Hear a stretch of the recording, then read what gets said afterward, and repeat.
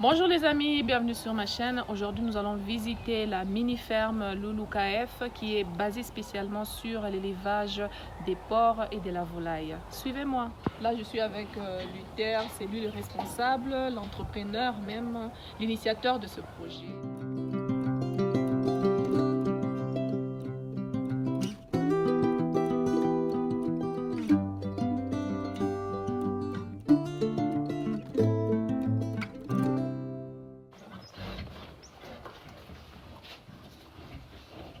Nous avons la femelle qui se nomme Enma, qui fait plus ou moins 150 kg.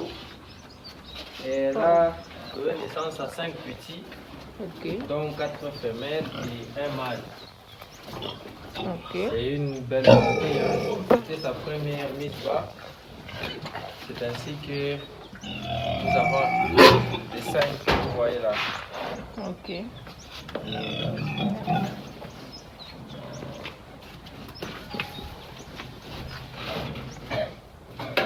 De quoi se nourrissent-ils généralement? Sur le plan de nutrition, nous leur donnons des sons de maïs mélangés au son des poissons, des frétins, dans lesquels nous ajoutons des vitamines, le sel, le soja, avec des proportions bien définies pour éviter qu'ils puissent faire l'indigestion. D'accord. Et combien de fois par jour se nourrissent-ils? Principalement, on les nourrit 2 fois par jour, le matin et le soir. Mais au courant de la journée, on leur donne parfois des légumes, des fruits pour renforcer leur système immunitaire. En dehors de ça, principalement, nous les nourrissons 2 fois. Nous allons passer à l'autre compartiment. Dans notre deuxième compartiment, nous avons la deuxième femelle qui a donné naissance à 9 petits. C'est toute sa première mise bas. Wow, c'est beaucoup. Oui. Et là, nous avons le mâle qui a accouplé les 2 femelles. Il fait aussi à peu près 150 kg.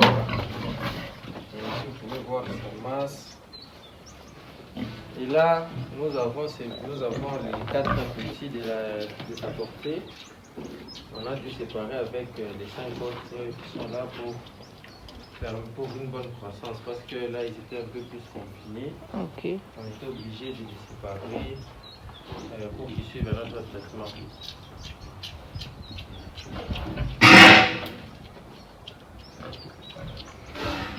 Et y a-t-il un vétérinaire qui les suit pour les soigner et consorts? Oui, nous avons un vétérinaire. C'est souvent sous ces conseils que nous procédons. Il passe généralement 2 fois par mois. Et sauf s'il y a un cas d'urgence, là aussi on l'appelle les liens. C'est un peu ça. Sur le long terme, tu as un projet d'agrandir. C'est quoi ton but? Quel est le nombre que tu es en train de viser pour faire une bonne affaire? Là, c'est un début. Comme vous avez vu, c'est encore en construction. Mais comme perspective d'avenir, je compte atteindre plusieurs centaines de selon l'espace, parce que ce n'est pas l'espace qui manque, mais c'est juste le moyen peut-être de construire encore plus. Là, nous avons commencé, là c'est un départ, et à la longue, nous allons agrandir l'espace. Est-ce que vous avez une idée de leur âge? Cette première portée, bientôt, ces porcelets totaliseront 4 mois d'ici le 29. 4 mois. Oui, Ok. oui, et ils évoluent plutôt bien. Et de l'autre côté, ils totaliseront 3 mois. Leur évolution ici est bonne, mais pas comme la première portée, parce que dans cette première portée, il n'y avait que 5 petits, alors ils sont nés avec un poids assez élevé par rapport aux autres. Oui, par rapport aux autres. Parce Ok. que là, on constate qu'il y a des plus petits et d'autres qui sont un peu plus grands que les autres. Donc, c'est un peu ça la différence. Ok. Après combien de temps peuvent-ils porter des enfants, les femelles? Peuvent-ils mettre bas à nouveau? Dans 2 mois. Donc à 6 mois, ils peuvent déjà... Oui, oui. À 6 mois déjà, une femelle peut mettre bas. Peut être accouplée. Ok. Mais on préfère il faut que ça soit aussi conditionné par sa masse. Parce que si la masse est inférieure, elle risque d'avoir des complications lors de la mise bas. Ok. Mais d'ici 6 mois, les femelles auront déjà la masse nécessaire pour pouvoir être accouplées. D'accord.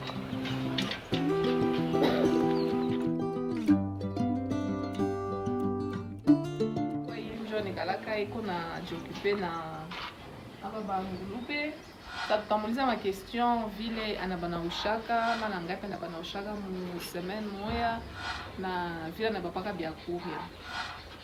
Mzee Shango, mtoneshe ko mara ngapi mwe banaushaka mu semaine moya?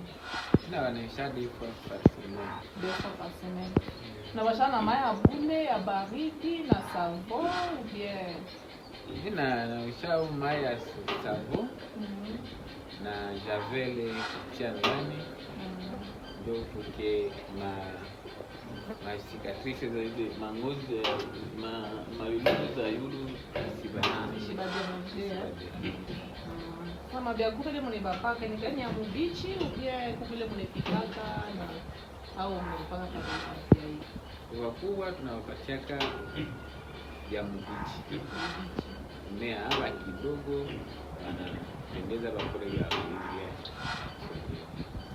Ndio bishi bafamu haya mkubwa. Ndio. Okay. Merci sana. Tunafurahi kwa kuwavisiter iko ninaona mnafanya kazi ya bien, leo propre quand même. Yini ndio mnaona hapa mabuchafu bashaku angusha hapa. Mona nettoyaka na yo siku yote ou bien mashiku ndio mnasafishaka?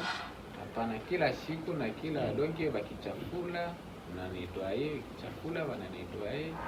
Donc kila siku haina hata nani wakati ya siku, kila saa banachafula na nettoyer. Sasa mmevitupaka vipi mabuchafu? Tuko na kwenye tunavitupaka Mjimu tu. mjimu. Ok. C'est bien. Unashia se ima buchafu isaidie kata mu mabulongo sa mamboleo ndio kusaidia mamayani malegume kuota bien. Nasaidiaka mwenye anapenda kuipeleka mashamba anapeleka mashamba. Ndio. Okay. Asante sana mzee. Hii nani siri yote ya pili. Nagarika ni rere yangu na wewe. Vitamini. Ashapatia vitamini. Bwana sio unaonekana na vitamini hapa. Faidi mnataka kwanza leta papa vitamini. Sio Ila kwanza inafuatia. zote ziko expire. Ndio vipi? Zote zinakuwa expire na hata na ile complément qui me donne le rapport sur le porcelet qui est en mauvais état de santé et il m'explique pourquoi il tarde à lui donner les produits de soins parce que apparemment il y a certains produits qui ont déjà expiré et du coup il n'a pas voulu les lui donner. Et là on essaie de trouver une solution pour qu'on puisse entamer un traitement afin de préserver la santé. Et pour information, ce porcelet est né dans une portée de 9 petits. Comparativement aux autres, c'est le seul dont la croissance est lente. Il est quand même en retard par rapport à la masse et la corpulence. Les autres sont plus avancés et leur poids est largement supérieur. Et là, nous devons faire appel encore au vétérinaire pour qu'il puisse nous donner une solution par rapport à sa santé.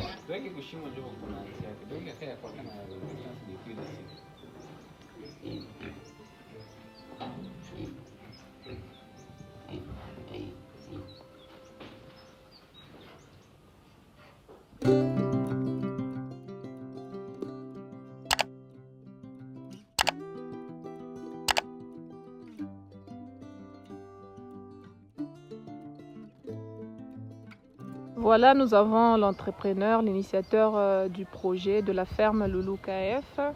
Il va nous expliquer comment lui est venue cette idée de faire une porcherie et pour élever aussi la volaille. Il va nous dire comment est-ce qu'il a commencé, avec combien de têtes il a commencé, et il va nous donner aussi l'adresse et tout ce qui concerne cette ferme. Nous écoutons.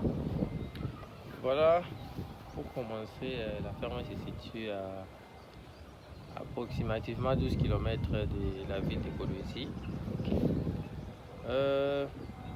D'où m'est venue l'idée, c'est vu la situation alimentaire de notre pays, nous faisons face à beaucoup de difficultés en ce qui concerne notre nutrition. Et du coup, je me suis dit pourquoi ne pas faire quelque chose qui pourrait nous aider à avoir des produits bio, une viande saine, afin d'éviter des maladies. Alors je me suis dit, vu que le porc c'est un animal qui se reproduit beaucoup plus vite et sa portée est souvent très grande, alors je me suis dit pourquoi ne pas sauter sur cette opportunité. D'accord. C'est ainsi que j'ai débuté avec 3 têtes, 2 femelles et un mâle. D'accord. Au bout de 8 mois, nous sommes déjà à 17 têtes. Donc nous espérons dans les jours à venir aller encore au-delà. Ok. J'ai entendu dire que les porcs demandent beaucoup d'eau. Comment vous faites pour les approvisionner en eau? Parce qu'ici, je ne vois pas, il n'y a pas cette eau courante comme nous voyons dans les villes. Comment vous faites pour l'approvisionnement en eau? Ok, justement, le porc demande beaucoup d'eau pour son entretien et aussi pour son corps. De ce fait, nous avons un puits d'environ 15 mètres. Jusque là, vu que la pompe a eu des difficultés, parce que nous avons l'habitude de pomper l'eau dans des citernes et alimenter la zone qui est de l'autre côté. Et par manque de pompe, là, présentement, nous utilisons une méthode manuelle. On remonte le récipient qui est là en dessous. Et ainsi de suite, on remplit de l'eau dans des bassins et on apporte ça de l'autre côté. Est-ce que cette eau est potable? Oui, oui. On en consomme. Bon, c'est assez potable. Ok. C'est quand même une bonne eau.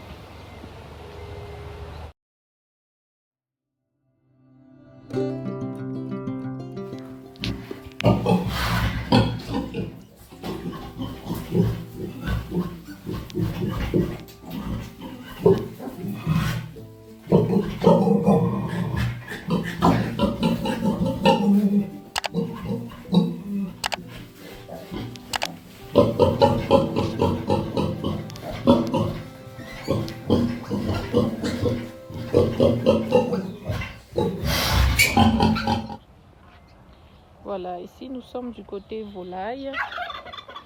Nous avons quelques têtes des dindons,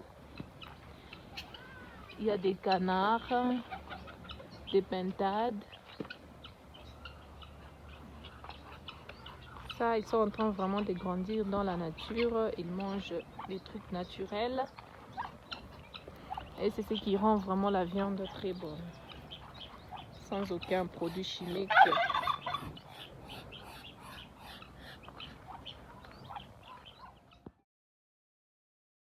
Voilà, nous nous trouvons présentement dans la basse-cour. Faisons l'élevage des volailles telles que les dindons, les canards, les poules, les coqs, ainsi que les pintades. Comme vous pouvez le constater, ils circulent tranquillement dans leur enclos. Ils sont élevés de manière purement naturelle, sans aucun produit chimique, afin de garder leur viande aussi bonne possible. Voilà ce que nous faisons du côté de la basse-cour.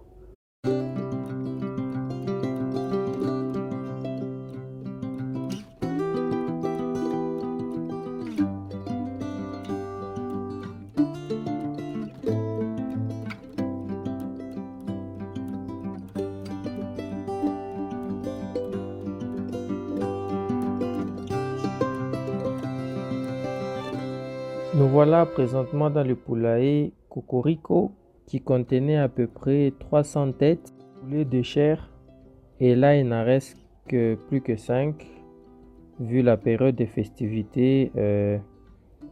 Ils ont été beaucoup sollicités et on en a écoulé presque toute la quantité. Et là nous attendons qu'on nous livre les poussins pour relancer encore l'expérience.